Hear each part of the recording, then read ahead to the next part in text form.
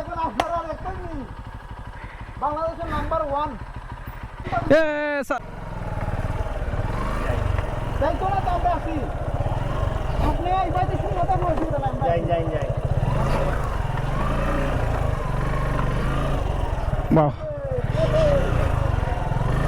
কঠিন রাস্তা অতিক্রম করলাম রে ভাই আমরা গঙ্গারজন চা বাগান না এবার খারাপ অবস্থা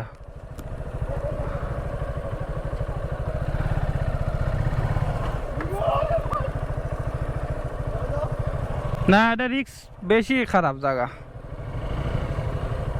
ওয়া জায়গা তো বেশি খারাপ ও ভাই তুললাই না